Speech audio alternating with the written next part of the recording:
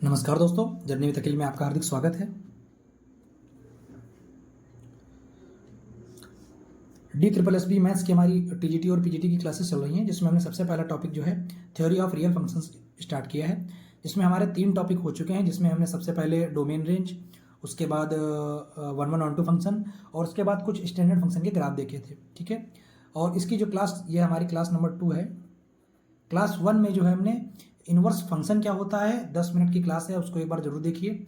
और inverse trigonometry function क्या होता है उसके बारे में हमने बात कर ली है। अब यहाँ पर हम डायरेक्ट उससे क्वेश्चन करेंगे। ठीक है, तो सबसे पहले क्वेश्चन पे आ जाते हैं। हमारा पहला क्वेश्चन है कि sine inverse x greater than cos inverse x then x की वैल्यू में फाइंड करनी है। ठीक है, तो यहाँ पर एक हमारा रिजल्ट होता है, यानी एक फार्मूला होता है कि sine inverse x plus cos inverse x, इसकी जो वैल्यू होती है वो हमारी क्या होती है, π/2। ठीक है, जहाँ पर हमारा x की वैल्यू आपको याद रखनी है कि -1 से 1 तक होती है। अब हम यहाँ पर रख देते हैं, तो हमारा क्या हो जाएगा, sine inverse x greater then, और कॉस इनवर्स x की जगह पर हम लिखना चाहें तो लिख सकते हैं π/2 माइनस साइन इनवर्स x। ठीक है, अब ये इधर आ गया तो आपका 2 sine inverse x greater than equal to π/2। ठीक है, अब आप 2 से मल्टीप्लाई कर दीजिए, सॉरी 2 से डिवाइड कर दीजिए, तो ये हो जाएगा sine inverse x greater than equal to π/2 था आपका, ये हो गया आपका π/4। अच्छा, चूंकि साइन इनवर्स एक्स एक इंक्रीजिंग फंक्शन है तो हमारी इन इक्वेशन भी चेंज नहीं होगी, तो यहाँ से x की वैल्यू क्या हो गया, x हो गया ग्रेटर देन साइन π/4। ठीक है, तो यहाँ से हमारा जो x की वैल्यू आ गई वो ग्रेटर देन साइन π/4 की वैल्यू होती है 1/√2।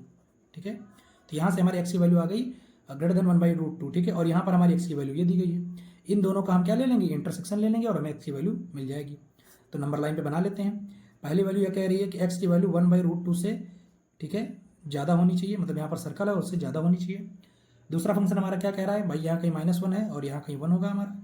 दूसरा ये कह रहा है कि भाई वैल्यू -1 से लेकर 1 तक होनी चाहिए। ठीक है, अब इन दोनों का अगर आप कॉमन रीजन देखो तो कॉमन रीजन क्या है, जो दोनों कर्व कट करे, ये वाला रीजन, यानी जो हमारी x की फाइनल वैल्यू बनेगी वो क्या बनेगी, 1/√2 से लेकर 1 तक। ठीक है, और 1 पे हमारा क्या आ जाएगा, क्लोज आ जाएगा। ये हमारा इसका फाइनल आंसर हो गया। ठीक है, अगला क्वेश्चन देखते हैं।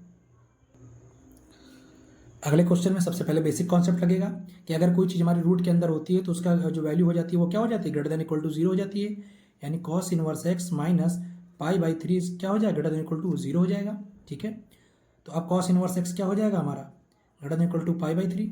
ठीक है, अब कॉस इनवर्स एक्स हमारा एक डिक्रीजिंग फंक्शन है, तो जैसे ही इसको हम चेंज करेंगे तो वैल्यू हमारी क्या होगी, मतलब सॉरी इन इक्वेशन क्या होगी हमारी, चेंज हो जाएगी, यानी ये लेस देन इक्वल टू हो जाएगा और ये हो जाएगा कॉस π/3। ठीक है, X less than equal to cos π/3 की वैल्यू कितनी होती है, 1/2 होती है। ठीक, दूसरी बात आपको जरूर याद रखनी है कि कॉस इनवर्स में एक्स की वैल्यू क्या होती है, यानी इसका डोमेन क्या होता है, तो कॉस इनवर्स एक्स यानी क्या डोमेन होता है, -1 से 1 तक, साइन और कॉस दोनों का सेम होता है इनवर्स में। तो एक हमारी एक्स की यहाँ से वैल्यू निकली और एक यहाँ से, नंबर लाइन पे दोनों बनाकर दोनों का इंटरसेक्शन ले लेंगे। पहली वैल्यू क्या करिए, एक हमारा हो गया 1/2, तो ये कह रहा है कि x की जो वैल्यू है 1/2 से छोटी होनी चाहिए, 1/2 भी होनी चाहिए, तो डॉट ले लेंगे। ये हमारा पहला बन गया। दूसरा क्या है भाई, -1 और 1 बनाना है हमें। ठीक है, और -1 से स्टार्ट करना है और 1 तक लेना है, दोनों पे डॉट रखना है। अब इन दोनों में अगर आप देखें तो कॉमन रीजन हमारा क्या बन रहा है, -1 से लेकर हाफ तक, तो यही हमारा क्या हो गया, x की फाइनल वैल्यू हो गई। x की फाइनल वैल्यू क्या हो गई आपकी, x बिलोंग टू -1 से लेकर 1/2 तक, दोनों पे क्लोज ब्रैकेट रहेगा। ठीक है, देखिए विद इन 10 सेकंड आपका जो है क्वेश्चन सॉल्व हो गया है, अगर आपको इसका बेसिक कॉन्सेप्ट पता था। ठीक है।